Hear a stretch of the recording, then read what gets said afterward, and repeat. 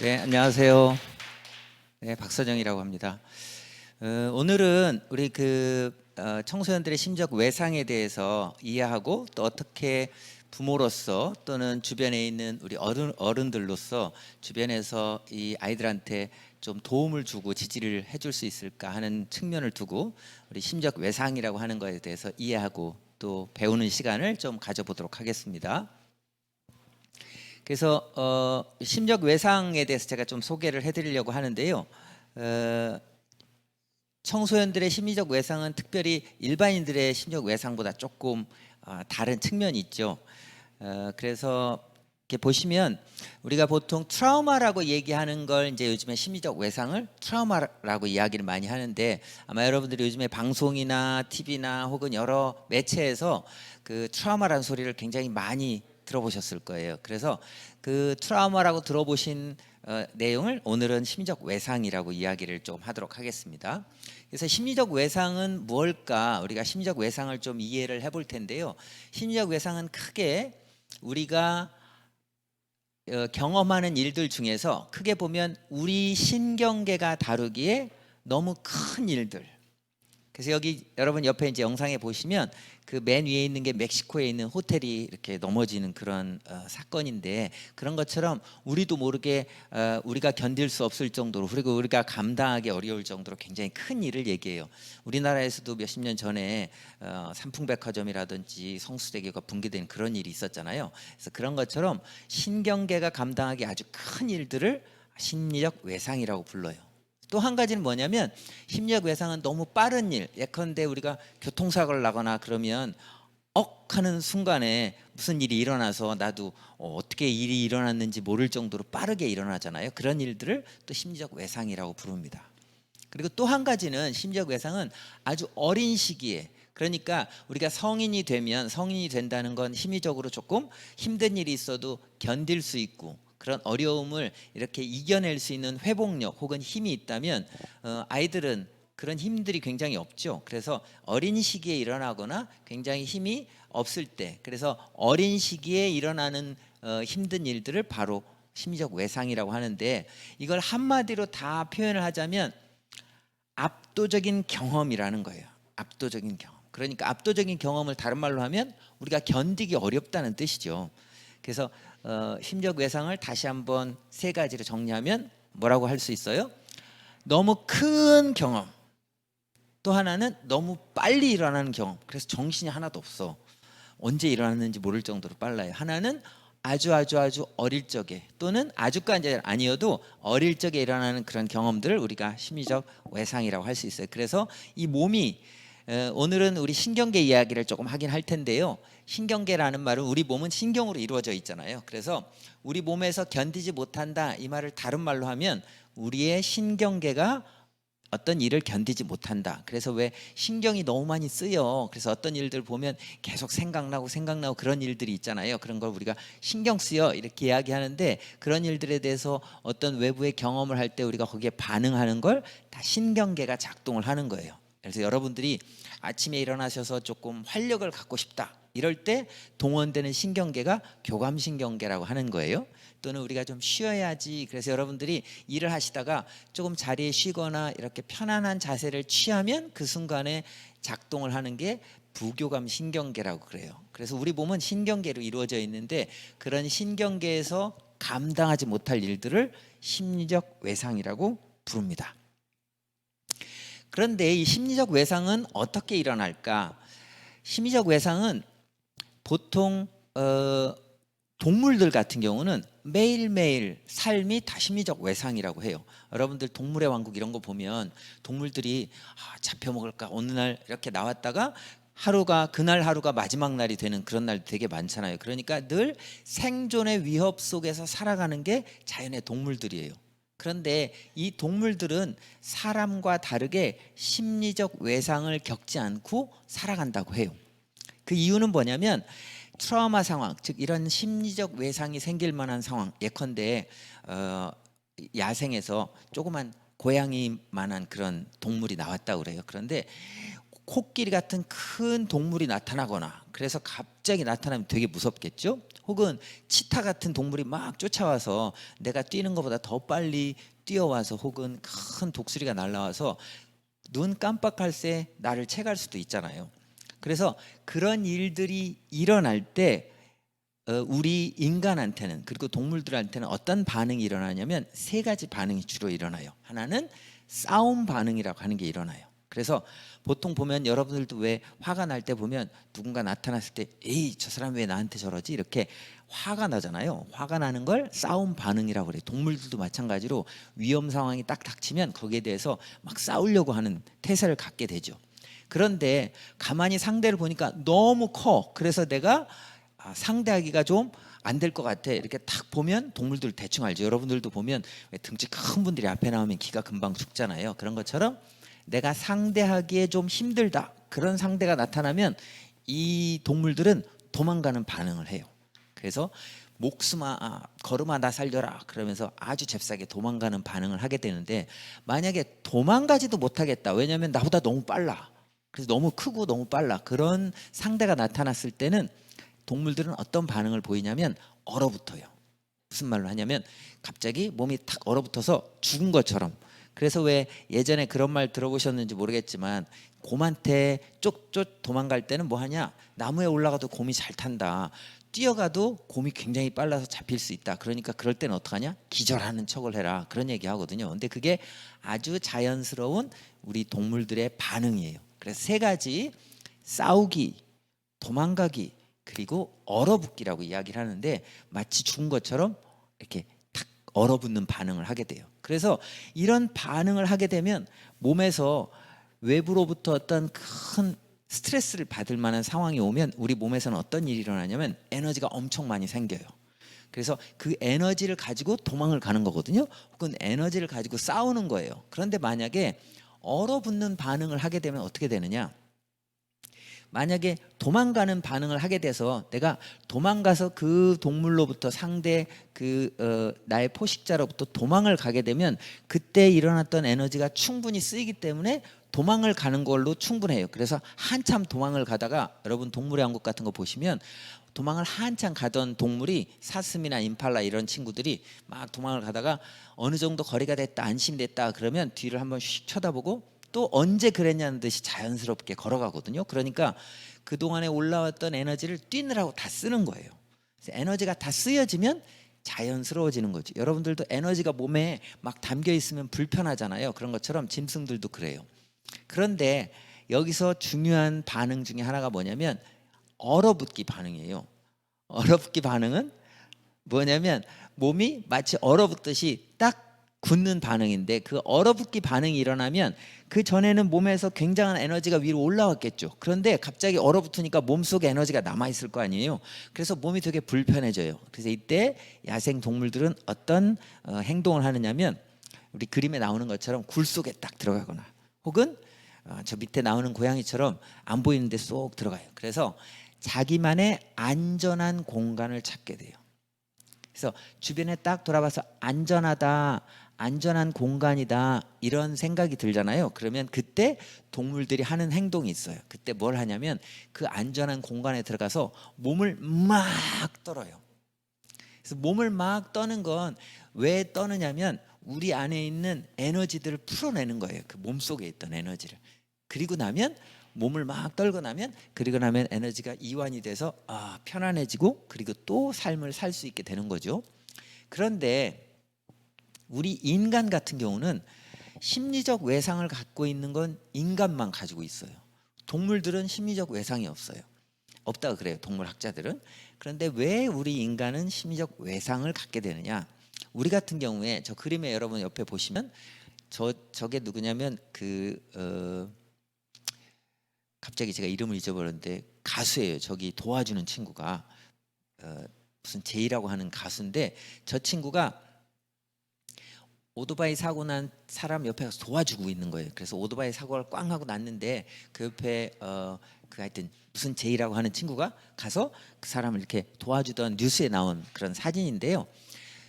우리 인간은 저런 사고가 딱 나면 그때 몸을 에너지 몸에서 일어나는 에너지를 발산을 해야 되는데 보통 우리는 어떤 반응을 하냐면 여러분들도 보셨는지 모르겠어요. TV 이런 데서 오토바이 사고가 탁 났어요. 그래서 사람이 보통은 영화에서 보면 뿅 날아가서 탁 떨어지죠. 그럼 그럴 때 옆에 있는 사람이 쫓아가서 어떠세요? 이렇게 물어보면 대부분은 괜찮아요, 괜찮아요. 이렇게 하고 막 일어나서 집에 가려고 하는 분들이 많아요. 그런데 이때 해야 될 일이 뭐냐면 짐승들처럼 동물들처럼 안전한 환경이라면 막 차들이 오고 가는 고속도로는 그렇게 하면 안 되죠. 그런데 안전한 환경이라면 거기 그대로 가만히 있으면서 몸 안에서 회복이 되길 기다려야 돼요. 그래서 옆에서 누가 손을 잡아주거나 혹은 이렇게 이불을 덮어주거나 따뜻하게 해주고 그래서 그 자리에서 그 사람이 신경계가 회복이 될 수 있는 시간을 줘야 되는데 우리는 그런 시간을 못 갖고 그때 그냥 일어나서 집에 가려고 그래요. 왜냐하면 창피해서. 근데 이걸 뭐라고 부르냐면 여기 나와 있는 것처럼 인간은 합리적인 이성, 즉 내가 여기 있으면 뭐 이 정도 다쳤는데 괜찮은 것 같아. 그런데 그런 사고를 당하면 우리 몸은 얼마 동안은 느끼지를 잘 못해요. 너무 큰 일을 경험하면. 그래서 혹시 자동차 사고 이런 거 나보신 분들은 그런 경험을 땅 하게 되면 그 순간 아무것도 안 느껴져요.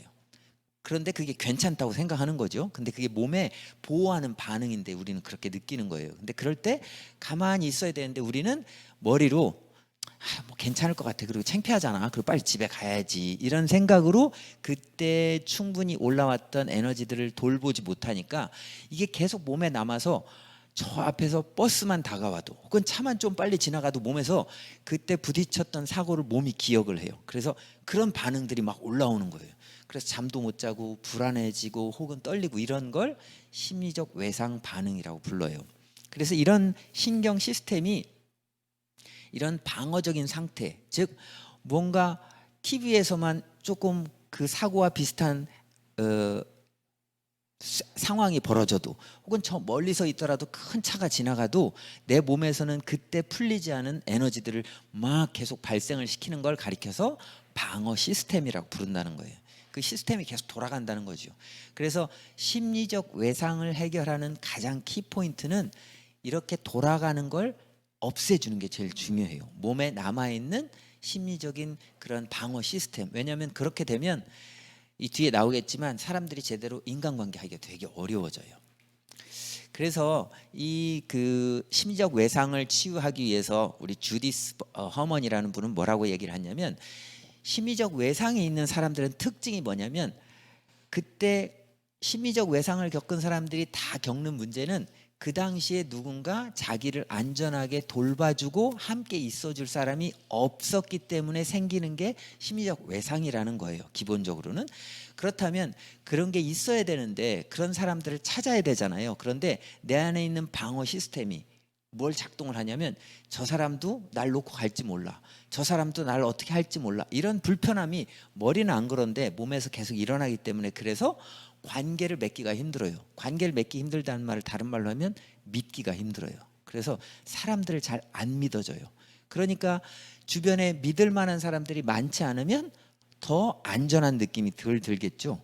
그러니까 또 몸 안에서는 그런 반응들이 지속이 되고 그래서 이게 계속 역방향처럼 또는 그런 좋지 않은 그런 반응들을 계속 일으킨다는 거죠. 그래서 이 두려움과 의심으로 해서 내담자가 적절한 관계를 만들어야 되는데 그걸 잘 못 만들어 간다. 그래서 그걸 만들어 가려면 우리가 우리 안에서 나는 주변에 편안한 사람이 날 돌봐줄 거야 이런 경험을 해야 되는데 그런 경험을 시켜주는 게 되게 중요하다는 거예요.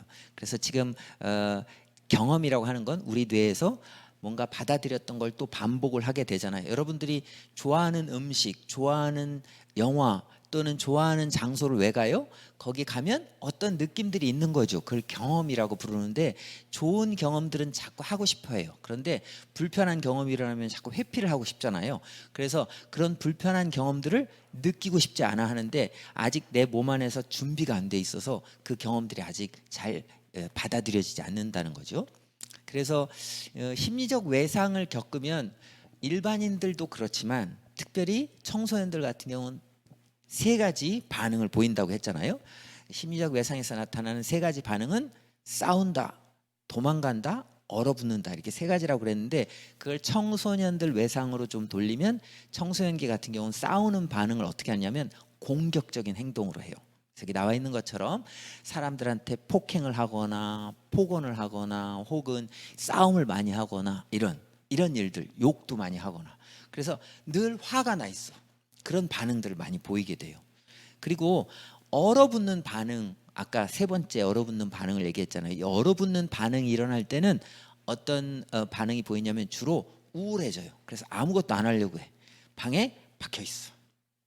그리고 그때 무감각하다는 느낌이 들고 그런 느낌들이 많이 들어요. 그리고 세 번째로는 도피성 활동이라고 하는데, 이건 이제 아까 도망가기 반응이라고 했잖아요. 그럴 때는 뭐 하느냐면 우리가 그 안에 이렇게 자기 방 속에 박혀 있거나 혹은 어디론가 사람들을 안 만나는 그런 행동들을 자꾸 하게 된다는 거죠.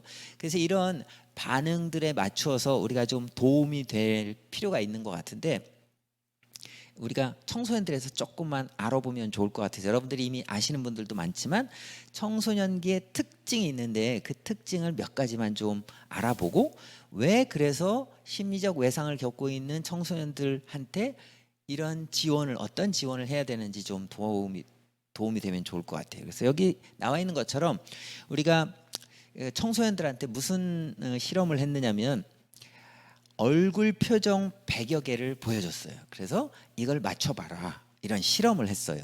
그래서 여기 보면 화난 거, 웃는 거, 혹은 뭐 짜증내는 거, 여러 가지 실험을 보여주고, 그리고 똑같은 실험을 누구하고도 했냐면 성인들한테도 했어요. 어른들한테도.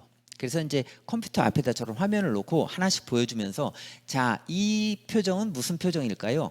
그래서 화남, 기쁨, 두려움, 뭐 짜증남, 무표정함, 이렇게 표기를 놓고 거기다 체크를 하게 해놨어요. 그랬더니, 그리고 성인들하고도 같이 검사를 했더니 어떤 결과가 나왔냐면, 청소년들은 특별히 슬픈 감정을 혐오감으로 받아들인다는 거예요. 그래서 누군가 슬퍼하면 그걸 나한테 뭐라고 하는 것처럼, 그래서 뭔가 혐오적인 감정을 갖게 되니까 굉장히 불편하겠죠. 그러니까 슬픈 감정을 되게 청소년들은 싫어한다는 거예요. 또 하나는, 여기서 나타나는 실험의 결과로는 어떤 결과가 나왔냐면, 청소년들은 무표정한 표정이 나타나는 걸 자기를 싫어한다 혹은 자기를 화를 낸다 이렇게 받아들인다는 거예요.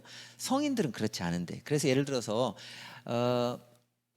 학생들이 공부를 늦게 하다가 저녁 때 10시쯤에 집에 들어왔는데, 부모님들이 좀 일과가 끝나고 좀 피곤해요. 그래서 들어왔는데 좀 무표정하게 쳐다보고 학생들을 쳐다봐요. 아이를 쳐다봐요. 그러면 청소년기에는 어떤 반응을 보이냐면, 엄마가 날 싫어하나? 뭐가 짜증이 났나? 내가 뭘 잘못했나? 이렇게 받아들인다는 거예요. 그러니까 뭔가 정서를 좀 잘못 받아들인다는 거죠. 그래서 이 청소년기에는 정서를 인지하는데도 좀 어려움을 겪는 시기가 청소년 시기다, 그렇게 이야기를 해요. 그래서 청소년 시기, 이제 저희가 연구를 한 이 화면이긴 한데, 저희가 청소년기에 보면 특별히 여러 가지 외상들 중에서 우리가 구분을 할 수 있는 것 중에 두 가지로 크게 구분을 할 수 있는데, 심리적 외상을 크게 보면 두 가지 원인이 있다, 이렇게 청소년들은 얘기를 해요. 하나는 사건적 심리적 외상. 이건 뭐냐면 폭행이나 또는 사고나 이런 걸 통해서 없어야 될 일이 일어난 거예요. 나한테 안 일어나도 될 일들이 일어나요. 그래서 이런 일들이 일어나면 전두엽에서 그런 일들을 처리하는데 굉장히 어려움을 겪기 때문에 내가 그런 반응이 일어나는 것들을 되게 어려워해요. 그래서 크게 보면 심리적 외상은 두 가지라고 이야기를 할 수 있는데, 하나는 없어도 될 일이 일어난 거, 이걸 사고가 났다고 해요. 두 번째는 있어야 되는데 없는 외상들을 우리가 발달적인 심리적 외상이라고 해요. 이건 뭐냐면 어릴 적부터 안정감을 받고 지지를 받고 해야 되는데 이게 없었다, 이 말이죠. 그래서 길게 보면 이런 두 가지의 청소년기의 특징이라고 할 수 있는 심리적 외상은 발달적인 심리적 외상과 사건적인 심리적 외상이라고 할 수 있어요. 두 개 다 되게 중요한데, 특히 앞에 이야기했던 사건적 심리적 외상은 조금 치유하기가 쉬워요. 왜냐하면 한 번 혹은 이렇게 크긴 하지만 여러 번에 걸쳐서 나온 사건이 아니라서 그럴 수 있어요. 그래서 조금 돕거나 치유하는데 좀 짧은 반면에, 발달적 심리적 외상은 오랜 시간 동안 일어나는 게 특징이에요. 그래서 방치를 해뒀거나 혹은 오랫동안 무시를 하거나 혹은 오랫동안 아이한테 폭행을 하거나 욕설을 하거나 이렇게 집 안에서 부모나 혹은 사회에서 친구들이나 뭐 학교에서 이런 관계에서 그런 발달적인 심리적 외상이 일어나면 이건 좀 치유하기가 조금 시간이 걸린다, 우리가 이렇게 이야기를 해요. 그래서 특히나 이 청소년기 심리 외상을 볼 때 다른 심리적 외상과 마찬가지로 우리가 뇌를 조금 이해하시면 훨씬 더 심리적 외상에 대해서 이해하는 게 조금 더 쉬울 수 있겠다 싶어서 제가 뇌 사진을 좀 그림을 준비를 했는데요. 이 뇌는 1953년도쯤에 그 미국에 있는 교수가 저 세 가지 뇌는 세 가지 구조로 이루어져 있다라고 발표를 했어요. 그래서 첫 번째 뇌는 파충류의 뇌라고 부르는데, 저 파충류의 뇌는 생명을 담당해요. 파충류의 뇌는 뭘 역할을 하느냐면 맨 안쪽에 있는데, 그래서 제일 오래전에 생겼다고 이야기를 하는데, 저 파충류의 뇌가 하는 일은 우리가 소화시키고 그 다음에 먹고 숨 쉬고 뭐 이런, 그리고 우리가 생명 활동을 유지하는 데 있어서 심장이 박동을 하고 허파가 폐가 숨을 들이쉬고 마시고 그리고 소화하고 이런 것들은 우리가 굳이 신경을 안 써도 되잖아요. 그런데 이런 활동들을 주로 담당하는 뇌의 기관을 파충류의 뇌라고 부르고, 그 파충류의 뇌에서는 생명에 관한 그런 현상들을 이렇게 촉진을 하고 지지를 해주는 거예요. 두 번째, 그 바깥에, 이렇게 왜 바깥에 있다라고 얘기를 하느냐면 뇌 발달 순서에 따라서 이렇게 바깥에 있다라고 얘기를 하는 거예요. 그래서 옛날에 파충류들은 저 안에 있는 뇌만 있었는데 포유류가 생겨나면서 그 다음 뇌가 발달을 하게 됐다는 거죠. 그래서 우리가 흔히 포유류의 뇌 이렇게 부르는데, 이 포유류의 뇌는 정서 혹은 감정과 관련이 있어요. 그래서 우리의 감정을 조절하는데 굉장히 영향을 많이 주고, 감정을 느끼고 감정을 표현하고 이러는데 굉장히 이렇게 조절하게끔 영향을 주는 뇌가 바로 포유류의 뇌라고 할 수 있어요. 마지막으로 우리 인간들과 거의 고등 포유류들, 그러니까 오랑우탕이라든지 그런 아주 고등 동물들한테는 이 우리가 얘기하는 그런 고등 동물들한테 나타나는 그런 뇌가 있는데요. 그런 뇌에서 지금 화면이 다른 데로 넘어갔나 봐요. 그래서 그래서 이런 이성을 담당하는, 포유류한테는 이성을 담당하는 뇌라고 우리가 흔히 얘기를 해요. 그래서 맨 마지막에 있죠.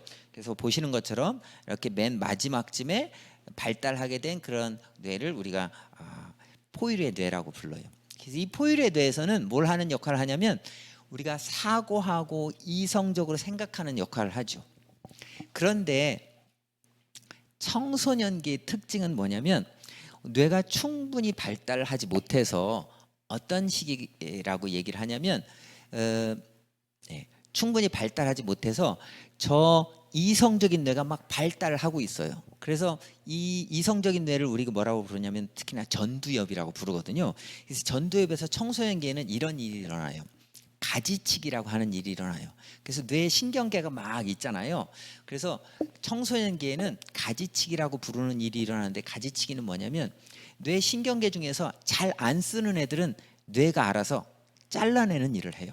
그리고 잘 쓰는 일들은 막 더 커지게 만드는 거죠. 그래서 실제로 청소년기에 탐험도 많이 하고 사고도 많이 하고 좋은 것도 많이 보고 그래야 된다는 이유가 뭐냐면, 청소년기에 뇌가 막 그 신경이 발달하는데, 그때 예를 들어서 체육 활동을 많이 안 한다 그러면 움직일 수 있는 뇌로 가는 그런 기관들이, 그런 신경들이 발달을 하지 못해요.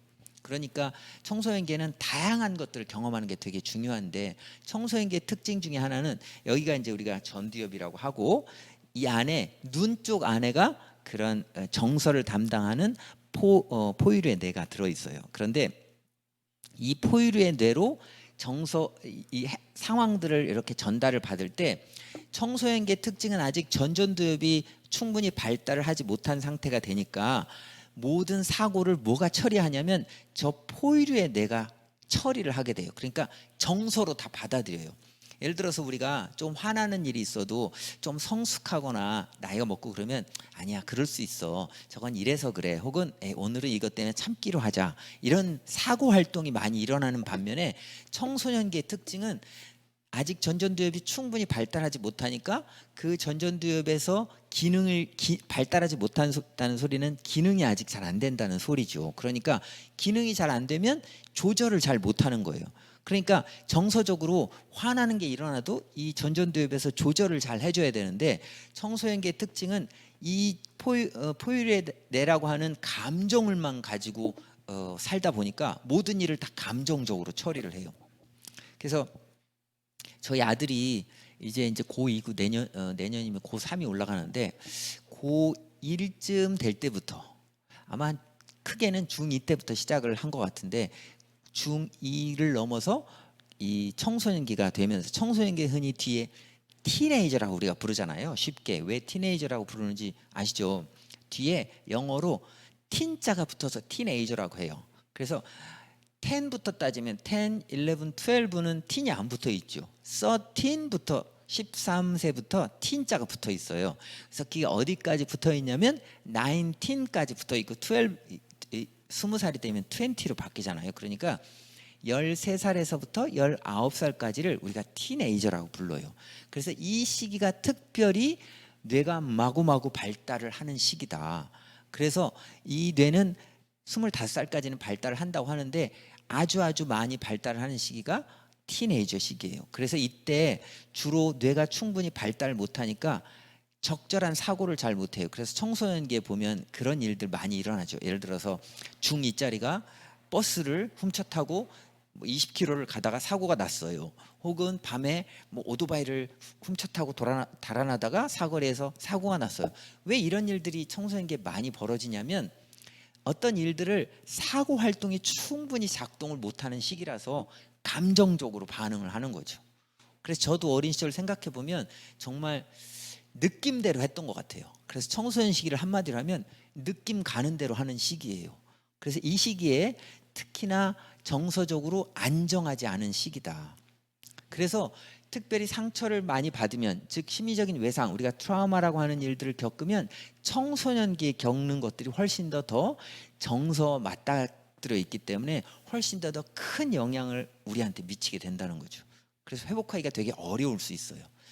자, 그래서 이렇게 우리가 이제 뇌 구조를 조금 알아봤는데요.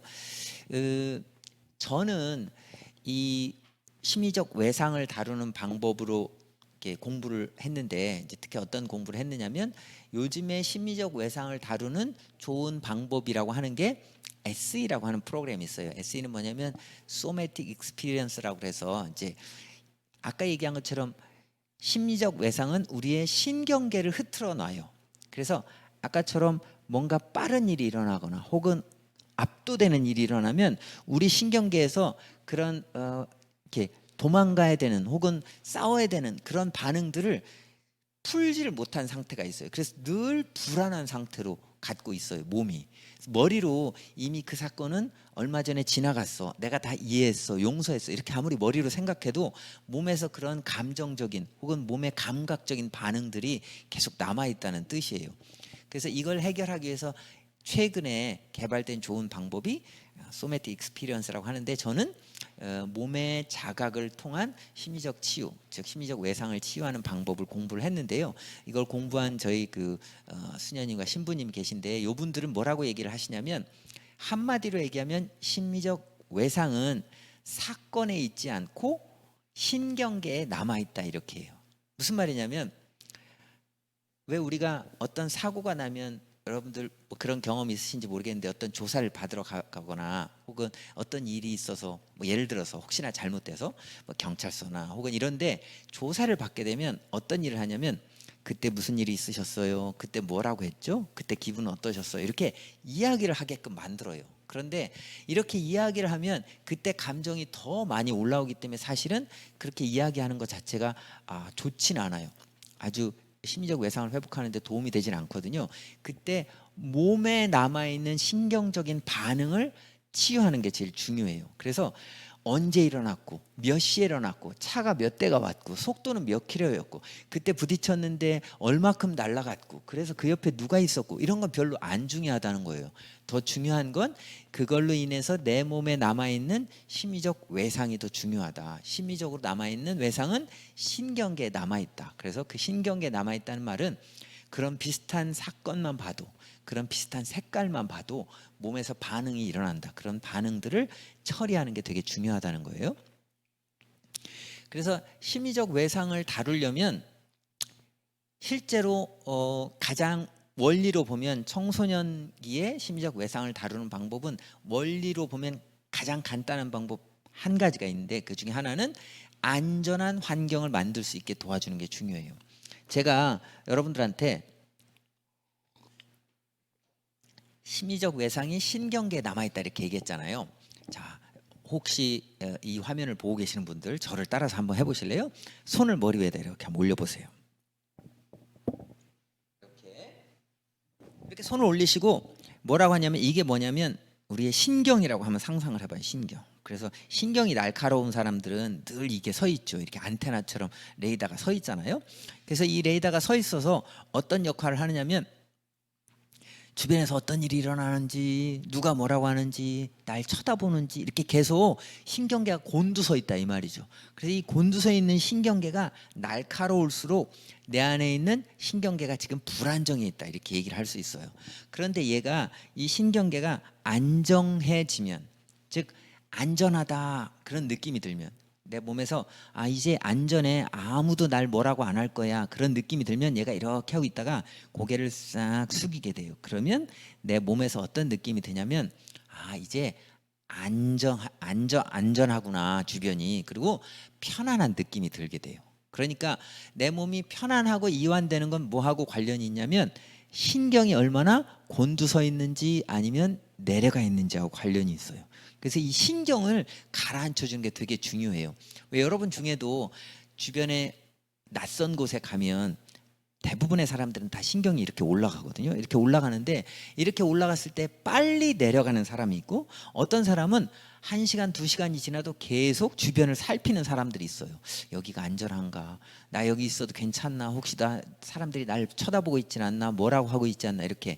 그래서 이 신경들을 가라앉히는 게 되게 중요해요. 이 가라앉히는 방법은 안전한 환경을 만들어 주는 거예요. 제가 앞에서 동물들은 이런 심리적으로 이렇게 촉각을 딱 세우고 있다가 누군가 공격을 했을 때 도망을 갔어요. 도망을 가고 나면 다시 한번 촉각을 딱 세워서 속도를 늦춘 다음에 주변이 안전한가 나를 잡아먹을 그런 포식자들이 주변에 없나 이렇게 안테나를 세우다가 굴 속에 들어가면 이걸 싹 내리게 되죠. 그래서 거기서 쉬면서 내 몸에 있는 에너지를 푸는 그런 경험들을 하게 되거든요. 그런데 우리도 몸이 동물들과 똑같이 그렇게 그런 시스템으로 되어 있어서 그런 신경계를 같이 가지고 있어서 그런 신경의 안전함을 풀어주는 게 되게 중요해요. 만들어주는 게. 그러면 어떻게 안전한 느낌을 만들어 줄까? 어떻게 안전한 환경을 만들어 줄까? 이게 이제 우리가 해야 될 일이겠잖아요. 그래서 이 안전한 환경을 만들어 주는데 필요한 게 뭐냐면 정서적으로 유대감을 만들어 주는 게 중요해요. 그러니까 내가 누군가를 돌봐주고 있다. 제가 아까 얘기한 것처럼 예를 들어서 막 오토바이를 타고 혹은 길을 걸어가다가 차에 빵 부딪혔어요. 그랬을 때 누군가 괜찮아. 아, 나 여기 있어. 지금은 안전해. 이런 느낌을 만들어주는 유대감을 만들어주는 게 아주 중요해요. 그러려면 나를 잘 봐주는 게 중요하겠죠. 그래서 돌봐주는 정서적 유대감이 아주 중요하다. 그 정서적인 유대감을 만드는 일은 그러면 뭘까 한번 알아보도록 하겠습니다. 왜냐하면 우리가 청소년들의 심리적인 외상을 이해하는 이유가 뭘까요? 오늘 이렇게 제가 심리적인 외상을 이해해도 그 외상에 대해서 여러분들이 이해를 하는 것으로 그치지 않고 돌봐주고 혹은 지지해줘서 안정감을 되찾을 수 있도록 그래서 더 이상 불안함을 좀 낮춰서 우리가 불안하면 아무것도 안 되잖아요. 여러분 혹시 이런 경험 있어요? 저 같은 경우는 지금은 좀 나아졌는데 예전에는 이게 비만성 아니죠. 뭐라고 하죠? 과민성 대장 증상 같은 게 있었어요. 그래서 어릴 적에 제가 좀 밥을 잘 못 먹고 그래서 장이 좀 약해서 어디만 가면 되게 불편해요. 그러면 늘 어디 가면 뭘 찾느냐면 화장실이 어디 있나 이렇게 늘 찾아요. 그런데 화장실이 근처에 잘 볼 때가 있으면 좋은데 그렇지 않으면 되게 불안해지죠. 그런데 예를 들어서 어느 날 뭘 잘못 먹어서 되게 배가 아픈 날이 있었어요. 근데 그런 날은 수업을 들으러 가거나 어떤 사람하고 만나서 이야기를 해도 배가 계속 아프거나 그러면 그 사람 말이 전혀 안 들리죠. 그러니까 몸이 뭔가 해결해야 될 일이 남아 있으면 몸 전체가 불안한 상태로 시스템이 바뀌게 되고, 불안한 상태에서는 사람들 말이 잘 안 들리게 돼 있어요. 먹는 것도 잘 안 들어가지만 특히 다른 사람 말이 잘 안 들려요.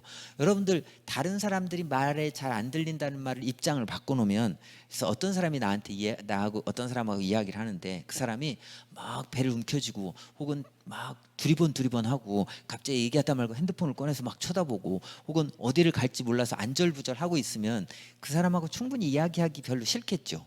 그러면 그 사람하고 좋은 유대감이 만들어지기 되게 어려울 거예요. 그래서 사람이 긴장감을 내려놓고 불안함을 내려놓고 편안한 상태가 되는 게, 말은 되게 쉽지만 그 편안함을 만들어주는 게 관계에 소통하고 유대감을 만들어주는데 아주 중요한 핵심적인 요소예요. 그런데 심리적인 그런 외상을 가지고 있으면 청소년기에 가지는 불안함, 아까 얘기했죠. 모든 일을 다 정서로 해결을 한다고. 그런데 그 정서로 해결하는데 플러스 외상까지 겹쳐지면 그 안에 불안함들이 굉장히 증폭돼서 늘 발이 둥둥 떠다니는 것 같은 그런 느낌이 들겠죠. 그래서 사람들도 만나긴 했는데 무슨 얘기를 했는지 잘 모르고 그러면 공부에 집중하기 되게 어렵겠죠. 그래서 집중력도 되게 떨어지고 교우 관계, 즉 친구 관계 되게 어려워져요.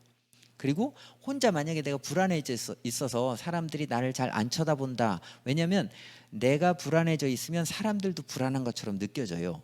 여러분들 왜 내가 기분이 좋으면 밖에 나가도 햇살이 나를 위해서 있어. 정말 천국 같아. 그런데 오늘 기분이 우울해지면 밖에 나가도 정말 꿀꿀하잖아요. 그런 것처럼 내 안의 느낌이 세상을 좌우를 하거든요. 그래서 내가 불안하고 긴장해지면 주변 사람들도 나를 별로 안 좋게 보는 것 같고 그게 또다시 나를 불안하게 만드는 경향이 있죠. 그래서 그렇게 되면 세상이 굉장히 고립감도 느껴지고 외로움도 느껴질 거예요. 그래서 이런 것들을 어떻게 해결하면 좋을까, 어떻게 지지하고 도와주면 좋을까를 좀 알아보도록 하겠습니다. 제가 물 한 잔 먹고 할게요.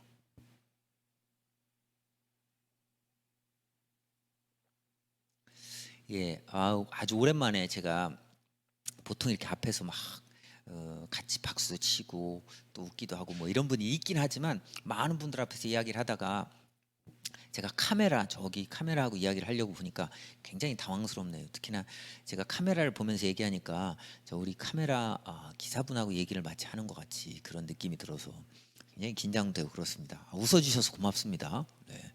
그래서 이 정서적 유대감을 우리는 어떻게 만들면 좋을까? 첫 번째로 중요한 건 말을 할 때 언어적인 표현이 되게 중요해요.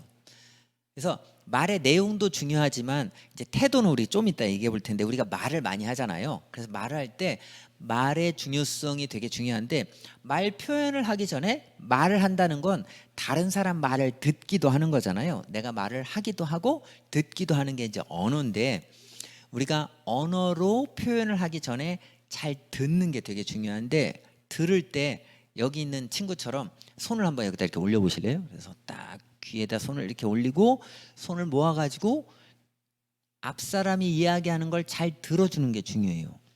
그래서 보통 이제 어떤 부모님들은 이제 청소년들, 즉 자녀들이 이렇게 학교에서 뭔 일이 있다고 오거나 혹은 이렇게 오면 그 친구가 얼굴 표정이 어떤지, 무슨 말을 하는지 또는 어떤 말을 하고 싶은지 이렇게 잘 들어주지 않고 본인들 하고 싶은 얘기가 많으면 소리가 잘 안 들리죠. 그래서 막 얘기를 하시는데, 말을 하시기 전에 첫 번째로 해야 될 일이 뭐냐면 소통을 할 때 잘 들어주는 게 중요해요. 그건 많이 들어보셨을 텐데 첫 번째 할 일은 할 때 귀에다 손을 이렇게 대시는 거예요. 그래서 왜 귀가 큰 짐승들이, 동물들이 잘 듣잖아요. 그래서 귀에다 올리고 눈도 앞 사람을 쳐다보고. 그래서 앞 사람을 쳐다볼 때 어디를 쳐다보는 게 제일 좋냐면 이게 저희가 뭐라고 부르냐면 트라이앵글이라고 불러요. 손을 이렇게 삼각형을 만들어 보셔서 트라이앵글 어디를 만드냐면 양쪽 눈과 코 있는데 이렇게 트라이앵글을 만들면 이 가운데 꼭지점 같은 게 여기 생기죠. 그래서 이 가운데를 쳐다보시는 게 가장 좋다고 얘기를 해요, 볼 때. 그래서 만약에 사람을 보는데 눈을 너무 똑바로 쳐다보면 그 사람이 굉장히 어색하고 쑥스럽고 그럴 수 있으니까 어디쯤을 보시는 게 좋다고 그랬어요? 이게 손을 이렇게 만들어서 삼각형을 이렇게 만들면 요 삼각형이 있는데 요 가운데쯤을 보시는 게 제일 좋다. 그래서 여기를 보시면서 이야기를 하시는 게 좋고요. 또는 이 근처를 다 보시면 좋아요.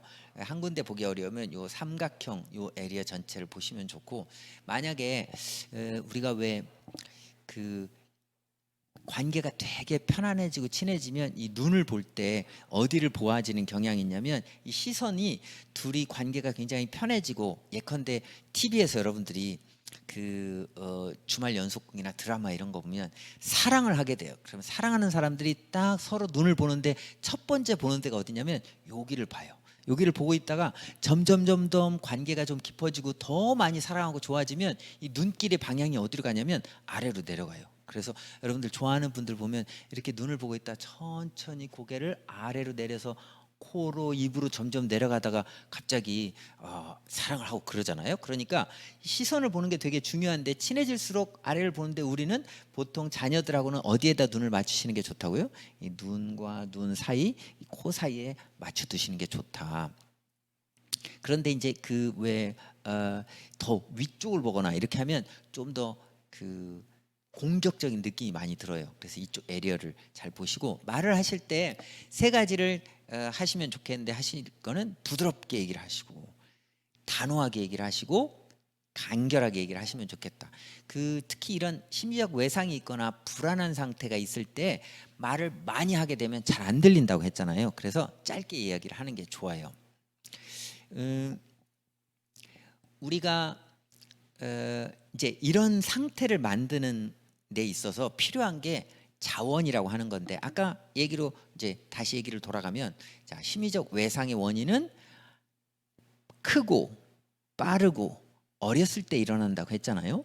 그런데 이런 일들을 동물들은 어떻게 해서 해결하느냐? 자기 안전한 공간에 들어가서 거기서 몸을 풀거나 움직여요. 그래서 여러분 가끔씩 동물의 왕국 보시면 정말 그런 화면들이 가끔 나오거든요.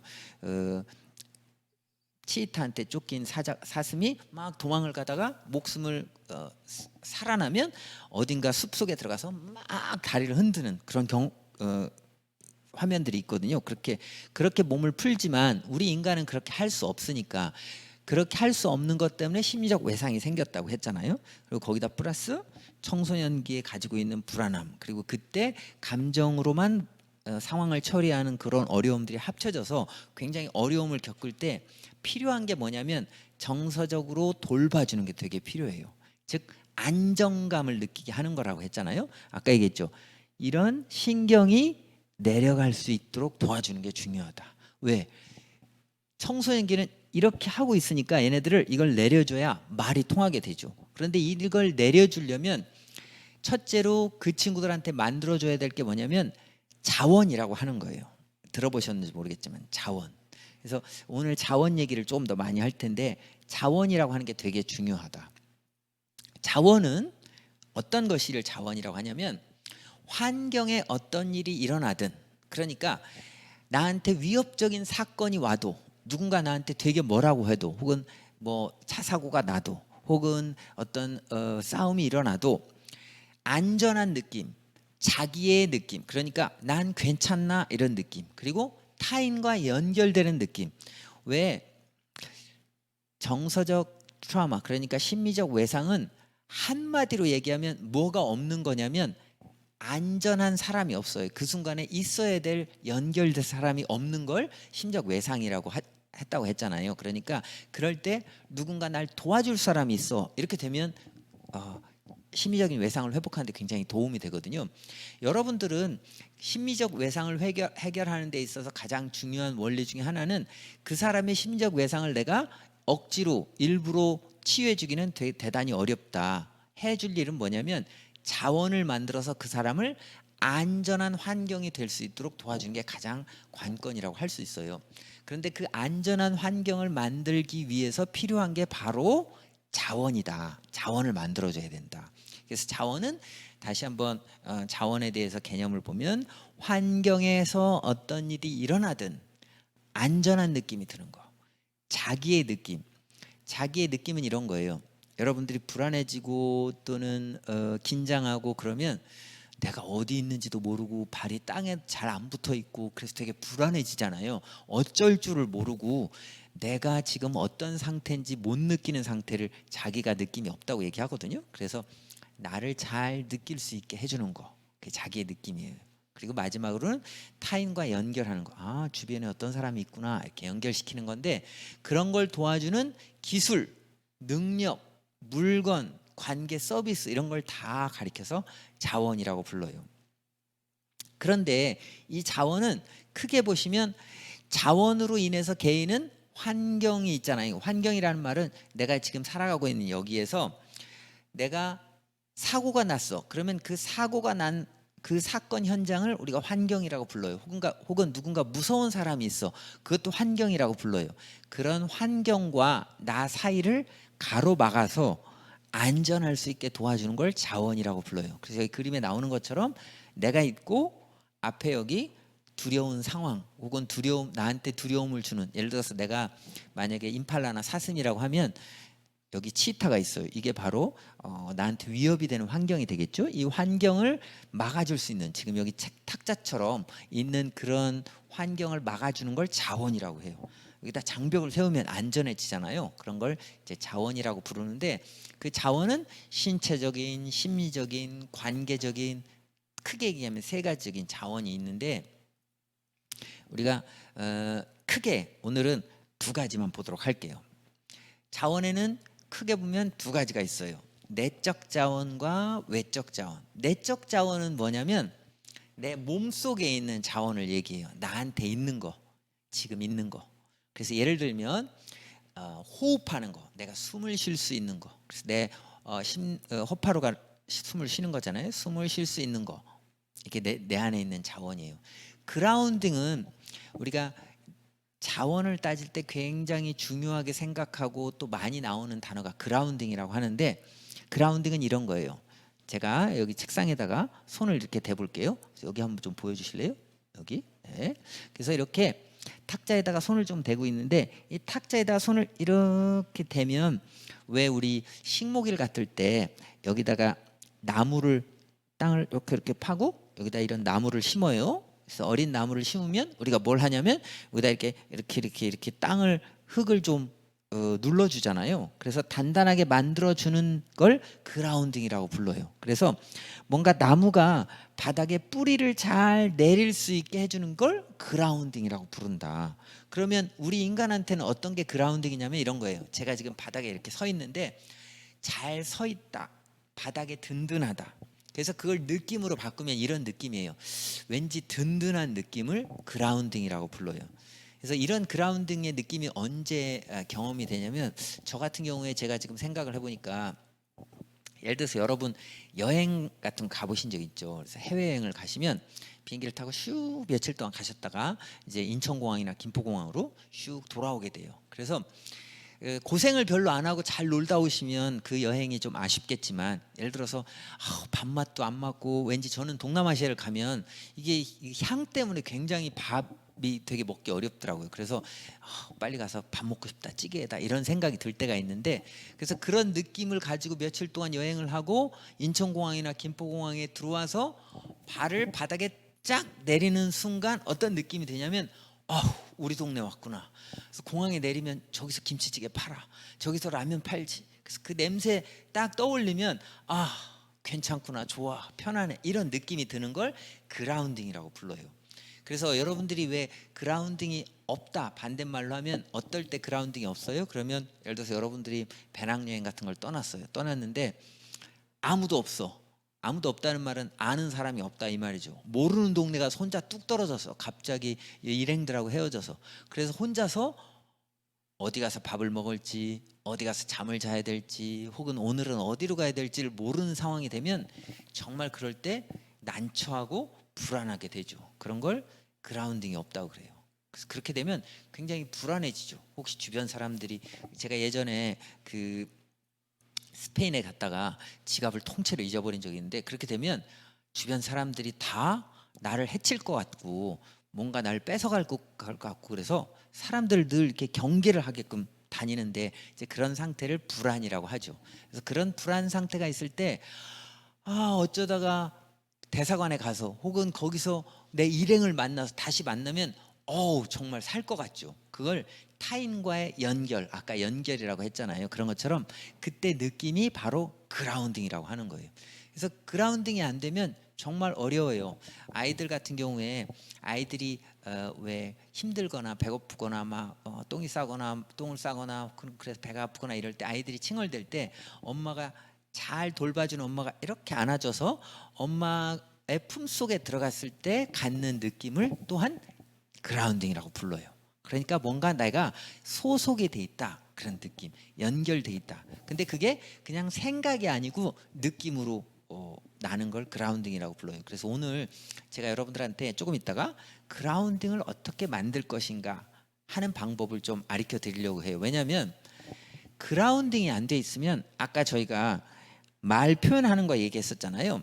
언어적인 표현하는 거 얘기했는데, 부드럽고 단호하게 간결하게가 말이 안 돼요. 왜냐하면 내가 불안해져 있으니까 그라운딩이 안 된 상태에서 이야기를 하면 그 말이 공격적으로 나오거나 혹은 힘이 없게 나오거나 이럴 수 있거든요. 그래서 일단 돌봐주는 사람이 그라운딩을 하는 게 좋다. 그리고 그런 그라운딩을 하게 되면 그 심리적 외상을 가지고 있는 청소년들도 그라운딩을 만드는 게 되게 좋다. 왜 여러분 그런 경험 있으신가 모르겠어요. 왠지 누군가 앞에 가면 마음이 편해져, 이런 경험 있어요? 누군가 떠올리면 왠지 마음이 편해져. 그 사람 생각하면, 혹은 그 사람하고 아무것도 안 하고 차만 마시고 있어도 편해져. 이런 사람이 있잖아요. 그런 사람들도 자원이라고 불러요. 그래서 이건 이제 외적 자원 중에 하나인데, 자, 내적 자원을 조금 더 살펴보고 우리 외적 자원으로 갈게요.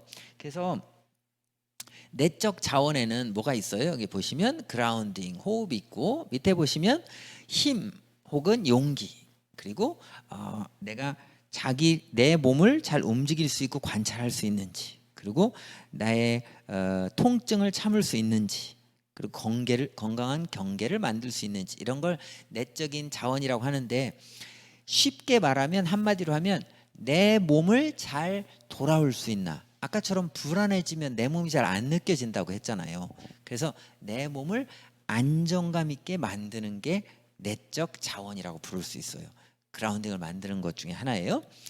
외적 자원을 한번 볼게요. 자, 외적 자원은 뭐가 있냐면, 여기 나와 있는 것처럼 외적 자원은 자연 혹은 여가 활동, 이렇게 나와 있죠. 그래서 여러분들이 어딘가 갔을 때 이렇게 뭔가 좀 아름다운 자연, 제가 예전에 여행 갔던 곳 중에 지금 딱 떠오르니까, 그 예전에 프로이드가 살았던 그런 숲이라고 하는데, 독일의 그런 숲길에 쭉 있는데 정말 아름답더라고요. 물론 우리나라에도 그런 데 되게 많죠. 요즘에 보니까 되게 많은 것 같아요. 그래서 왜 저 광주 쪽에 가면 메타세카이어 길이라고 하나? 뭐 그런 데 있죠. 그래서 거기 가면 이렇게 왜 기분이 좋아지고 막 그러잖아요. 그래서 그렇게 뭔가 나한테 힘을 주거나 기분이 좋아지는, 그래서 우리 왜 세종시 근처에도 여러분 가보셨는지 모르겠지만 고복저수를 전 좋아해요. 거기 가면 그 호숫가 옆으로 이렇게 걸을 수 있는 그 나무 계단 혹은 나무로 된 산책로가 있는데, 거기 가면 정말 호수를 바라보면서 우리나라에도 이렇게 아름다운 데가 있나, 이런 생각이 들 정도로 기분이 좋아지거든요. 그러니까 내가 쳐다보면 기분이 좋아지는 장소를 자연이라고 해요. 그리고 여가 활동은 뭐냐면, 내가 자기가 좋아하는 활동이 있을 거 아니에요. 여러분들은 어떤 거 좋아하시는지 모르겠지만 저는 나가서 걷는 거 되게 좋아하고, 또 제가 좋아하는 것 중에 하나는 이렇게 뭔가 타는 거 좋아해요. 저는 오토바이를 타거나 뭔가 이렇게 좀 빠른 속도가 나고 타는 거, 뭐 위험하긴 하지만 그런 걸 하면 되게 재밌어요. 혹은 어떤 분들은 왜 운동 있죠. 테니스를 치거나 혹은 뭐 농구를 하거나 혹은 공 가지고 놀거나, 이런 여가 활동들도 자원이 돼요. 그래서 불안한 친구들, 그래서 심리적 외상이 있는 친구들은 청소년기에 이런 여가 활동들 좋은 걸 잘 찾는 게 중요해요. 뭐 음악을 할 수도 있고, 그 노래를 할 수도 있고. 어, 어, 저희 아들도 얼마 전에 와가지고 요즘에 계속 내가 보기에는 굉장히 많이 발전을 하긴 했는데 요즘에 어떻게 하면 이 목을 꺽꺽거리지 않으면서 고음을 낼 수 있는지 본인이 그 너튜브를 보고 공부를 해가지고 요즘에 이 턱을 안 올리고 고음 내기 이걸 연습을 하고 있어요. 그래서 밤 12시에 들어오는데 들어와가지고 계속 소리를 지르고 다녀요. 그래서 좀 시끄럽긴 한데 아무튼 이렇게 음악이라도 자기가 좋아하는 활동들을 하는 거, 여가 활동하는 거 이게 되게 중요하다. 그리고 더 중요한 거, 그것만큼 중요한 게 뭐냐면 여기 나와 있는 것처럼 힘이 되고 믿을 수 있는 사람. 이런 사람들이 주변에 한 사람만 있으면, 한 사람만 있어도 정말 나는 살만하다 혹은 살 수 있다 그런 생각을 할 수 있다는 거죠. 그래서 우리가 주변에 나한테 힘이 되고 믿을 수 있는 그런 자원이 되는 사람, 그래서 그런 사람들을 해줄 수 있으면 좋을 것 같아요. 그래서 그런 사람들을 찾아주면 좋겠죠. 여러분들도 혹시 지금 한번 생각을 좀 해보세요. 나한테 자원이 되고 힘이 될 만한 사람이 누가 있을까? 저는 지금 떠올리면 제가 고등학교 때 이런 분이 있어요. 오래되긴 했지만 제가 고등학교 다닐 때 제가 탈춤을 시작하고 탈춤을 배웠는데 그때 공부를 하면서 제가 사실 공부에 좀 등한시하고 고2 때부터 막 탈춤을 추기 시작했는데 그때 저를 볼 때마다 늘 이렇게 하는 선생님이 계셨어요. 여기 지나가다가 어깨를 한번 툭툭 치고 지나가요. 그런데 기분 나쁜 게 아니라 그걸 보면 왜요? 그러면 아니야 이렇게 하고 지나가시고, 그러다가 가끔씩 그 선생님이 저한테 뭘 했냐면 그때는 정말 매점에 가서 빵 사주시는 게 정말 기쁜 일이었는데 그 빵을 사주는 거예요. 그래서 그 빵을 사주시면서 저한테 빵 그릇 하나 탁 이렇게 놓고 갈 때 정말 얼마나 기분이 좋은지. 그래서 그 빵을 사주는 그런 사람들처럼 내가 뭔가 떠올리기만 해도 혹은 마음으로 생각을 하기만 해도 마음으로 떠올리기만 해도 내가 그 도움이 되는 그런 사람들을 찾으시면 돼요. 질문이 들어왔네요. 네. 그래서 뭐라고 질문이 왔냐면요. 교수님이 방금 학자들이 동물은 심리적 외상을 받지 않는다고 하는데 자연재해라든지 인간에게서 학대를 받아서 그것의 기억에 남아 인간을 두려워하는 것, 그것도 일종의 심리적 외상이 아닌가요? 그럴 수 있습니다. 제가 얘기했던 심리적 외상을 받지 않는다는 건 자연에 있는 동물들을 얘기해요. 아주 좋은 지적을 하셨는데 주로 우리하고 같이 살거나 또는 그런 이런 재해라든지 그런 걸 받더라도 안전한 환경에 갈 수 없었던 동물들한테는 그런 게 남을 수 있죠. 그래서 남지 않는 건 충분히 안전한 환경에 들어가서 그런 자기만의 그런 회복할 수 있는 시간을 갖게 되는 거. 그렇게 동물들은 실제로 자연적인 상황에서는 충분히 일어난다 그래요. 왜냐하면 그 가족들도 그렇고 동물들한테 그런 힘이 있다는 거죠. 그래서 충분히 그렇게 도움을 줄 수 있는데 말씀하신 것처럼 인간한테서 학대를 받아서 기억이 남아서 인간을 두려워하는 동물들이라면 아마도 좀 치유가 필요하고, 요즘에 그래서 왜 텔레비에서 많이 하잖아요. 걔는 훌륭하다, 뭐 혹은 뭐 이런 우리 고양이가 달라졌어요, 이런 거 하잖아요. 그런 것처럼 그런 치유가 좀 필요하다고 할 수 있어요.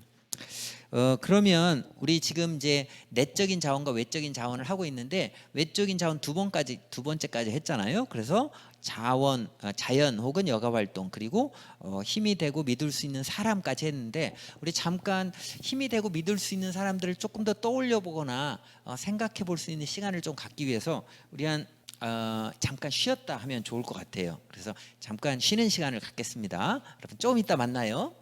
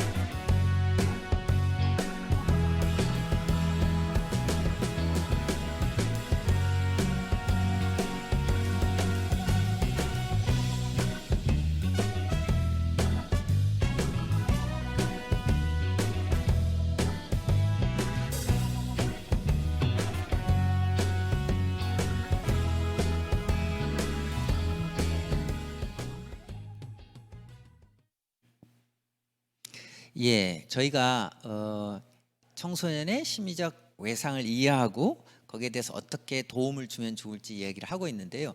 그래서 심리적 외상을 지지하는 데 되게 중요한데 그 지지하는 방법이 안전함을 만드는 거라고 그랬죠. 그래서 손을 이렇게 여기 있던 신경들을 이렇게 편안하게 만드는 방법이 되게 중요하다. 여기까지 얘기를 했는데 이걸 만들기 위해서 필요한 게 바로 자원이라고 하는 거예요. 그래서 우리가 외적 자원, 내적 자원 이렇게 했던 거 기억나시죠? 그래서 한번 보여주실래요? 내적 자원, 외적 자원 그 옆에 있는데 예. 그래서 우리가 외적 자원 이야기를 하고 있었는데 외적 자원에 여기 보시면 힘이 되고 믿을 수 있는 사람 제가 좀 생각해 보자 이렇게 얘기했잖아요. 그래서 믿을 수 있고 힘이 되는 사람 떠올리기만 해도 믿을 수 있는 사람 그리고 자유롭고 편안한 특별한 장소 되게 중요해요. 그 다음에 공동체 여러분들이 주변에 공동체를 가지고 있는 게 되게 중요해요. 공동체는 뭐예요? 친한 사람, 친한 친구, 혹은 친구들, 혹은 모임. 그래서 왜 어떤 동아리 이런 공동체들을 가지고 있는 게 여러분들이 힘든 이야기를 할 때 편안하게 내 마음을 편하게 내려놓을 수 있는 그런 공동체가 되게 중요해요. 왜냐하면 그런 공동체가 아니면 예컨대 여러분들한테 힘든 일을 있다고 하더라도 그걸 누구한테 이야기하기가 되게 어렵잖아요. 그래서 그런 이야기를 편안하게 할 수 있는 걸 바로 공동체라고 부릅니다. 그리고 마지막으로 지원 체계. 그래서 지금 여기 우리 청소년 상담복지센터처럼 이렇게 뭔가 지원이 되고 우리를 도와줄 수 있는 그런 체계를 만들어가는 게 되게 좋다 이렇게 필요하다 생각할 수 있어요. 그래서 그런 지원 체계들을 많이 가지고 계시면 여러분들한테 그런 자원이 되니까 이런 자원이 되면 내가 신경계에 있는 그런 안정감을 느끼게 되고 마음이 되게 편안해져서 불안으로부터 많이 내려갈 수 있다. 그래서 외상으로부터 많이 편안해질 수 있다. 이렇게 이야기를 할 수 있겠어요. 그래서 지금부터는 우리 같이 한번 수축 이완을 같이 좀 해볼 텐데 그래서 여기 나와 있는 것처럼 우리 오므렸다 폈다를 해볼 거예요. 여러분 손가락을 한번 쫙 펴보실래요? 실제로 이제 그런 나를 안정화시키는 방법이 뭐가 있는지 한번 도움을 같이 해볼 텐데 폈다가 오므렸다가 이렇게 하는 거예요. 그래서 마치 여기 그림에 나와 있는 것처럼 손을 크게 폈다가 오므렸다가 폈다가 오므렸다가 예. 그래서 다시 한번 펴시고 양손을 해볼까요? 오므리시고 양손을 완전히 펴서 어느 손가락이 가장 많이 펴졌는지 한번 보세요. 엄지에서 검지, 예, 어떤 분들은 나는 새끼와 네 번째 손가락 사이가 제일 큰데 이렇게. 그리고 양쪽 손도 한번 해보세요. 양쪽 손이 이렇게 하시면서 어느 쪽 손이 더 많이 벌어지는지 똑같을 수도 있고 아니면 한쪽이 더 많이 벌어질 수도 있어요. 이렇게. 그렇죠. 자 이번엔 주먹을 다시 한번 쥐시고 손을 너무 펴기만 하면 아프니까 이번엔 손을 한번 쭉 펴보실래요? 기지개 켜듯이 쭉쭉쭉. 그래서 몸을 폈다가 오므렸다가 최대한 오므려 보세요. 겨드랑이도 몸에 닿고 팔꿈치도 몸에 닿도록 쭉 오므려 보세요. 펴시고 쭉쭉쭉. 예. 이제 그림은 없어도 돼요. 자 오므려 주시고 쭉 펴시고 최대한 몸이 늘어나도록. 그래서 이렇게 몸을 폈다 오므렸다 하는 이유는 우리 몸이 회복력을 가지려면 아까 얘기한 것처럼 우리 심리적 외상이 있는 상태가 되면 불안하다고 그랬죠. 불안하다 이 말은 어딘가에 고착이 돼 있는 거예요. 고착은 뭐예요? 고정이 돼 있다 이 말이죠. 대부분은 불안한 상태가 돼 있으면 몸이 오그라들어요. 근데 이렇게 오그라들어 있다가 편안하게 놀 수 있어야 되는데 심리적 외상이 지속되면 놓기가 되게 어려워져요. 그래서 가끔씩 여러분들 이런 분들이 있는지 모르겠어요. 왜 평소에 내가 오늘은 작정을 하고 쉬어야지. 하루 휴일이니까 아무것도 안 하고 집에서 쉴 거야. 그런데 쉬었는데도 불구하고 피곤해. 그런 분들 가끔 있죠. 하루 종일 아무것도 안 하고 오늘은 쉬었어 정말로. 그런데 피곤해. 그런 분들은 어쩌면 몸을 이렇게 해보세요. 몸을 이렇게 힘을 줬다가 우리가 이건 언제 하는 거냐면 일상에서 하는 거예요. 그래서 아침에 여러분들 오늘 아침에 예를 들어서 주무시다가 아침에 일어나려면 어떻게 해요? 몸이 이렇게 이완이 되어 있다가 아침에 자 일어나야지. 그러면 힘이 이렇게 들어가야 되거든요. 이게 뭐냐면 수축을 하는 거예요. 수축. 이렇게 수축을 해야 되는데 아침에 일어나서 수축을 해서 일상생활을 해야 되거든요. 그런데 이 수축을 하는 건 일상생활에서 되게 중요하지만 뭐도 중요하냐면 쉬는 것도 중요해요. 그래서 집에 가면 여러분들 힘든 일 하거나 하루 일과가 끝나면 이제 쉬어야지 그러면 몸을 이렇게 내려놓잖아요. 그래서 일하는 것도 중요하고 쉬는 것도 중요한데 이 일하는 걸 잘하는 사람들이 있어요. 이런 사람들은 이 느낌이 어떤 느낌이냐면 뭐 할 일 또 없나? 할 일이 없으면 불안해. 그런데 이거 말고 이렇게 이완을 또 잘하는 사람들 있지. 이완이 잘 돼서 너무 이완이 잘 되는 분들은 우리 아들이 얼마 전에 고1 때까지는 이 아침에 일어나지를 못하고 학교에 늘 지각을 했어요. 이건 뭐냐면 이완은 너무 잘 되는데 수축이 안 되는 거예요. 그래서 둘 중에 한 가지가 잘 될 수 있어야 되는데 두 가지가 다. 근데 둘 중에 한 가지에 고정돼 있으면 안 된다. 특히 심리적 외상인 경우에는 긴장에 고정이 돼 있다. 그래서 뭘 해야 되느냐면 펴줘야 돼요. 펴는 것 중에 하나가 스트레칭을 하는 게 되게 중요해요. 아무것도 아닌 것 같지만 시작 해볼까요? 으아 오므리시고 우와 짜짜짜. 저는 살짝 구부리니까 막 갑자기 살짝 어지럽네요. 하도 오래 서서 얘기를 해서 그런지. 몸을 다른 쪽도 펴볼까요? 몸을 길게 늘어나도록 옆구리도 펴시고 반대쪽도 짜짜짜짜짜짜 펴시고. 이걸 할 때 내가 스트레칭이 되는지 안 되는지 어떻게 알 수 있냐면 여러분들이 하실 일은 내 몸이 늘어나는 느낌이 있나를 아셔야 돼요. 여기도 보면 이렇게 내릴 때 여기가 좀 당기잖아요. 이런 느낌이 몸에서 나야 돼요. 팔을 쭉 뻗을 때 여기가 당긴다 그러면 내가 스트레칭을 제대로 하고 있다. 그런데 또 스트레칭 할 때 가끔 보면 이렇게 하는 분들이 있어요. 저를 보세요. 스트레칭을 하세요. 그러면 이렇게 하는 분들은 여기 보시면 지금 손에서 힘이 들어가 있잖아요. 이렇게 근데 스트레칭은 힘을 주는 게 그것도 힘을 주는 것도 맞긴 하지만 힘을 세게 주는 게 아니에요. 그래서 여기다 이렇게 힘을 주시면 스트레칭이 잘 안 될 수 있죠. 어떻게 하시냐면 팔을 뻗어서 손이 마치 어딘가를 향하는 것처럼 혹은 반대로 얘기하면 여기서 누가 나를 당기는 것처럼 이렇게 뻗어줘야 제대로 된 스트레칭이 일어나요. 그래서 이렇게 같이 한번 해보실래요? 쭉 손을 뻗어서 멀리 이렇게 갈 때 늘어나는 느낌이 몸에서 일어나도록 이렇게 스트레칭을 막으면 안 돼요. 내가 이렇게 막지 마시고 몸을 쭉 늘어나도록 최대한 오므리셨다가 오므렸다가 폈다가 으짜짜짜짜짜짜 피시는 거예요. 자 발도 한번 해보시고 오므리시고 반대로 폈다가 오므리시고 이렇게 몸을 스트레칭을 하는 게 되게 중요해요. 그 다음에 또 한 가지 할 수 있는 건 몸을 돌리는 거예요. 이건 우리 많이 알고 있는데 잘 안 되시는 분들이 많더라고요. 그래서 한번 돌려볼까요? 손목도 돌려보시고 반대로 돌려보고 어깨도 돌려보고 이렇게 몸을 좀 돌리는 것과 스트레칭하는 게 되게 우리 몸에서 되게 중요한 것 중에 하나인데요.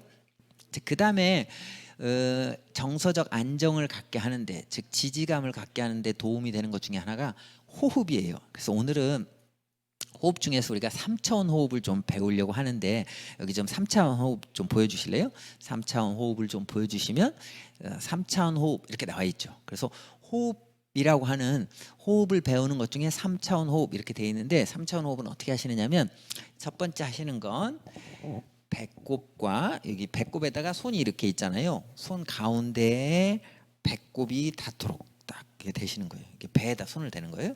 그래서 손바닥 가운데 어디가 배꼽이 오도록.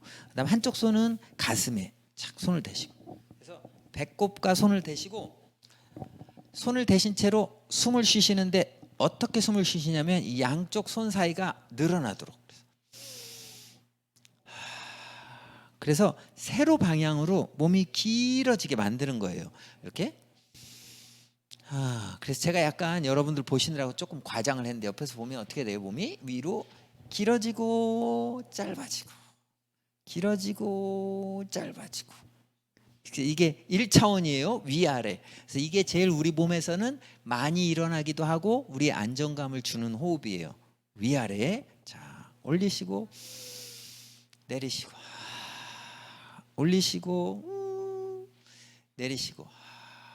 그래서 요즘에 많은 분들이 특히 이런 심리적 외상이 있을 때 호흡을 깊게 하는 게 중요한데 실제로 깊게 하라고 해도 못하는 분들이 되게 많더라고요. 숨 쉬는 게 아무것도 아닌 것 같은데 근데 그 중에서 3차원 호흡이 있다고 했잖아요. 그래서 이제 두 가지를 더 배워볼 텐데 그 중에 제일 중요한 게 지금 하고 있는 위아래로 하는 호흡이에요.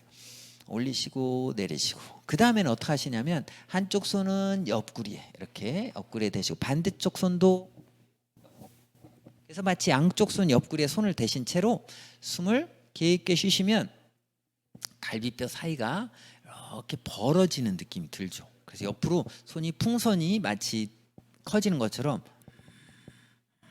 이렇게 숨이 커지도록 하는 거예요. 이렇게 커지시도록. 그래서 이게 이 두 번째로 2차원 옆으로 가는 게 2차원이에요. 그다음 마지막은 한쪽 손은 배꼽에, 한쪽 손은 등 뒤에 이렇게 손을 손바닥에 대셔도 좋고 등 뒤에 대셔도 좋고 이렇게 대신 채로 숨이 앞뒤로 쉬어질 수 있도록 앞뒤로 쉬어지는 게 바로 3차원이에요. 그래서 앞뒤 좌우 위아래 이렇게 세 가지를 합쳐서 3차원 호흡이라고 하는데, 이게 좀 어려우시면 가장 아까 얘기했던 것처럼 중요한 게 뭐라고 그랬어요? 위아래가 제일 중요하다. 상하체로가 몸이 늘어나기가 제일 많이 늘어나요. 그래서 숨을 깊이 올리시고 내쉰다. 그래서 혹시나 여러분들이 이제 집에서 계신 분들은 이렇게 3차원 호흡을 하는데 잘 좋은 방법 중에 하나, 내가 3차원 호흡이 잘 되는지 알 수 있는 방법은 이렇게 누우셔가지고 배에다 손을 대고 가슴에다 손을 대고 혹시 양쪽이 다 움직여지나, 즉 배에 올려놨던 손들이 이렇게 올라갔다 내려갔다 하는지를 보시면 3차원 호흡을 상하체로 움직이는 거예요. 특히 그 중에서도 배 쪽이 많이 올라가시면 호흡이 잘 되고 있다 생각을 하시면 돼요. 배 쪽이 올라오시면. 그래서 3차원으로 호흡을 하는 게 있다고 했죠. 그 다음에 또 하실 일은 뭐냐면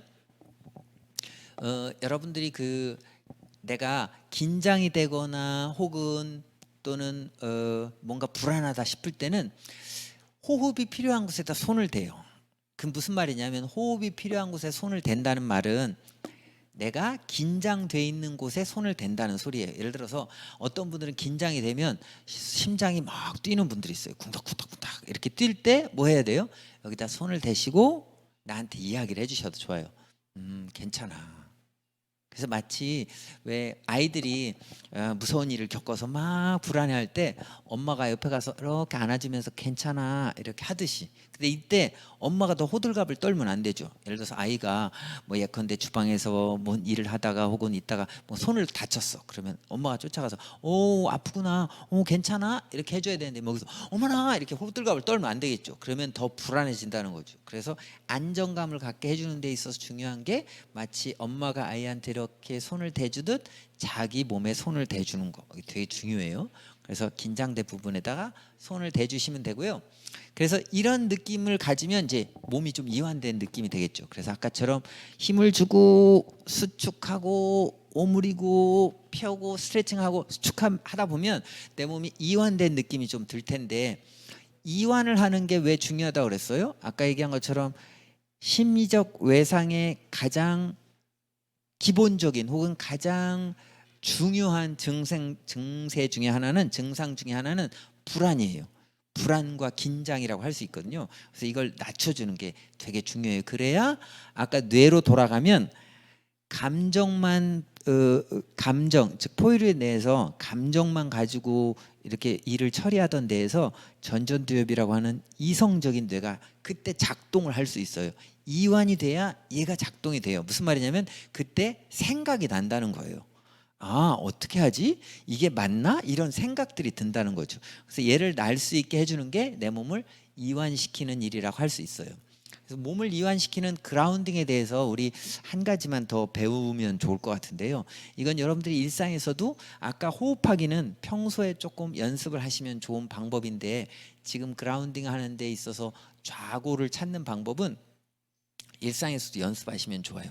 혹시 일단은 저 그림을 좀 보기 전에 제 혹시 발바닥을 이렇게 눌러 보시면 발을 바닥에 누른다 이런 느낌을 갖도록 한쪽 발로 바닥에 이렇게 누르시는 거죠. 예. 그래서 바닥에 마치 바닥을 누르듯이 이렇게 힘을 줘서 맨발로 하시면 더 좋아요. 그래서 바닥을 이렇게 이렇게 누른다는 느낌을 가지고 바닥에 힘을 좀 주시고 나서 바닥에 발을 쫙 붙이는 느낌을 한번 가져보세요. 그래서 중심을 한쪽으로 혹은 반대쪽으로.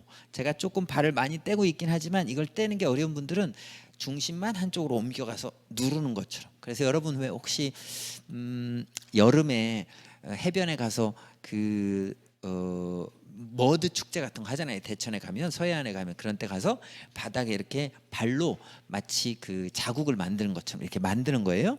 그리고 나서 하실 일은 뭐냐면, 이제 우리 여러분들은 보통 앉아 생활하시니까 우리 그림을 좀 보여드릴 텐데, 저 그림에 나와 있는 게 뭐냐면 좌골이라고 하는 거예요. 그래서 좌골 그림 한번 좀 보여주세요.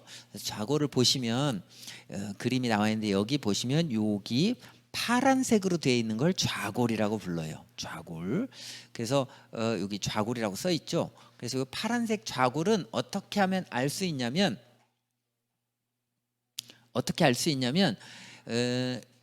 손을 이렇게 들으셔서 한쪽 엉덩이 밑에 이렇게 넣어 보세요. 그 넣으면 뭔가 딱딱한 게 걸리는 게 있을 거예요. 손바닥을 엉덩이 밑에 이렇게 넣으시면 딱딱한 게 걸린다. 그게 좌골이에요. 앉아 계실 때. 그래서 한번 이렇게 눌러 보시죠. 이렇게 누르시면서 내 좌골이 잘 있는지, 딱딱한 게 맞나 이렇게 느껴보시고, 자, 반대쪽도 갈 거예요. 반대쪽 손 드시고 반대쪽 좌골 찾아보세요. 그래서 손을 이렇게 넣으시면 좌골이 꾹꾹 이렇게 눌린다 느끼시면 좋아요. 자, 그래서 이렇게 한 상태에서 우리가 양쪽 손을 다 좌골에다 한번 넣어볼까요? 의자에 혹시 좀 푹신하시면 양쪽 손을 가지고 이번엔 오른쪽 왼쪽에,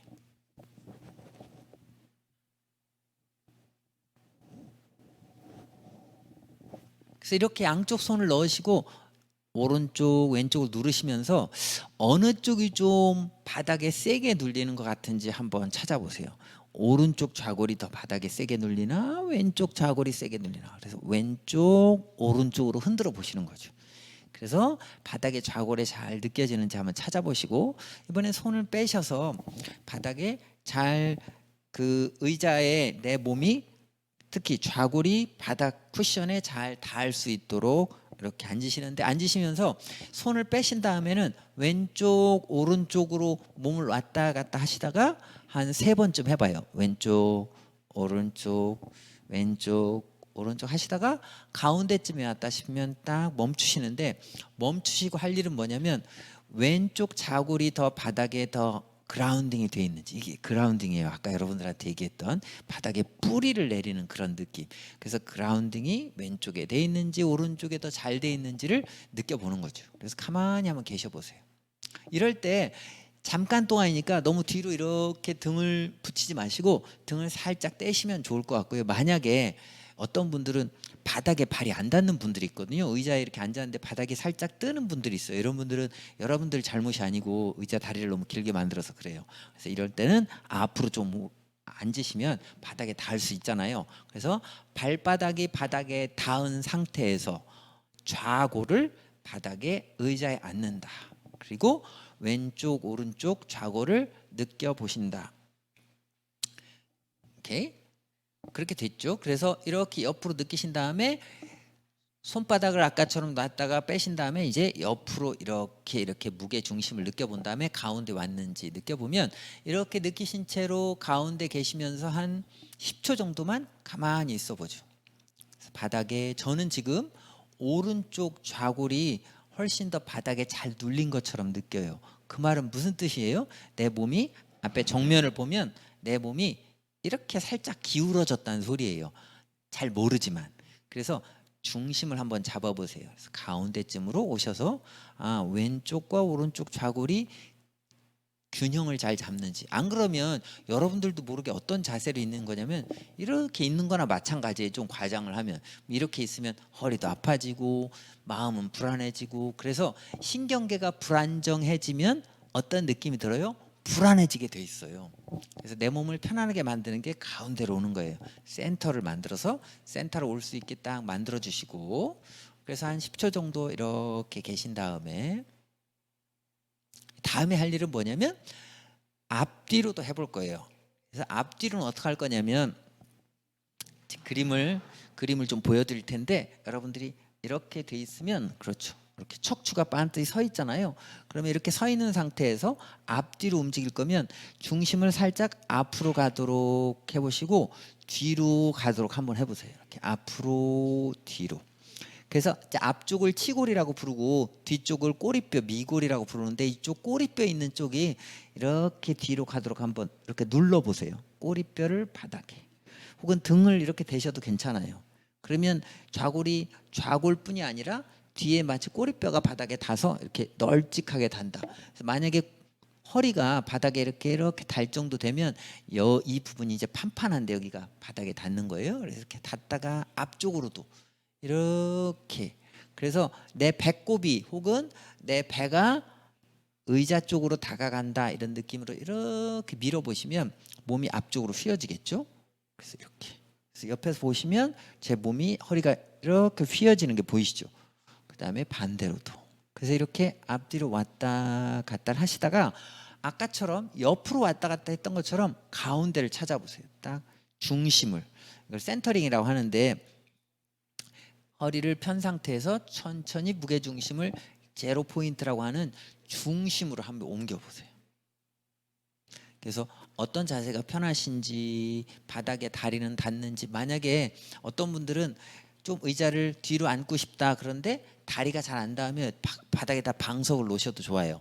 그래서 바닥을 좀 높게 해서 발을 붙이고 허리를 펴서 천천히 무게중심을 제로 포인트라고 하는 가운데 옆에도 아니고 앞뒤도 아니고 가운데 부분에 딱 와서 멈춤을 하시는 거예요.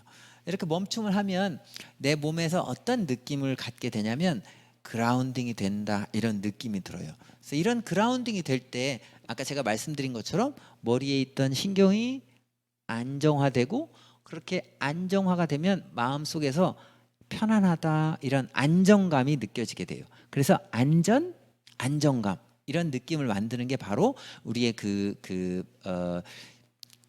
몸을 그라운딩 시키는 거거든요. 그래서 의자에 평소 여러분들이 앉아 계실 때 이렇게 바닥에 그라운딩을 잘 할 수 있도록 만들어 주시는 거. 다리도 그렇고 내 좌골도 그렇고 바닥에 내 몸을 잘 머물 수 있게 만드는 게 우리가 그라운딩을 하는데 되게 중요합니다. 그래서 그라운딩을 하는 데 있어서는 아까 얘기한 첫 번째로 제가 소개했던 게 뭐예요? 호흡이죠. 숨을 쉬는데 그래서 저하고 같이 한 3번 정도만 숨을 깊게 쉬어볼 텐데 어떻게 쉬는 거냐면 복습하는 의미에서 무릎 위에다 손을 한번 올려놔 보세요. 의자에 앉아 계신 분들은 무릎에 손을 혹은 서 계신 분들은 그냥 손을 이렇게 밑으로 내리셨다가 팔을 천천히 올려서 어디까지 올리시느냐면 어깨 위까지 한번 올리는 거예요. 최대한 올리셨다가 내리시고 천천히 들어 올리시고 내리시고. 그런데 이렇게 올리시고 내리시면서 호흡을 할 때 중요한 것 중에 하나는 뭐냐면 들이쉴 때는 코로 들이쉬는 게 중요해요. 내쉴 때는 입으로 내쉬시고. 그래서 다시 한번 2번만 더 해볼까요? 코로 들여 마신다. 입으로 내쉰다. 그런데 우리가 평소에는 이걸 하기 어려우니까 손을 쓰시지 않더라도 코로 들여 마시고 입으로 좀 크게 숨을 쉬시면 아까 우리가 했던 3차원 호흡 중에서 위아래로 몸이 올라가고 내려가게 됩니다. 그래서 올라가고 내려가게 하시고 몸은 그라운딩을 하면 센터를 만들어 주시면 돼요. 그래서 천천히 제가 이제 오늘 청소년들의 심리적 외상을 이해하는 부분들을 이야기를 했는데 그래서 원인 얘기했었죠. 다시 한번 정리하면 크고 빠르고 어린 시절에 일어났던 일들이 심리적 외상을 만든다. 그러면 그럴 때 해결하는 방법은 뭐냐? 안전감을 만들어주면 신경계에서 풀리게 돼 있어요. 그래서 안전감을 만들어주는 방법 중에 하나가 지지감, 즉 자원을 만들어주는데 내적 자원, 외적 자원을 만들어주는 거다. 내적 자원은 내 안에 몸에 살 수 있는 것, 제가 조금 아까 했던 호흡 그리고 그라운딩 해주는 거 발. 외적 자원은 뭐라고 그랬어요? 친구를 만들거나 혹은 공동체에 가거나 나한테 잘 도와줄 수 있는 사람이 있으면 된다고 그랬죠. 그래서 마지막으로 제가 좀 소개를 하고 싶은 건 제가 요즘에 이렇게 그라운딩을 하기 아주 좋은 움직임들을 하고 있어요. 그래서 여러분들 가능하시면 여기 그 화면을 좀 보여주시면 좋을 것 같아요.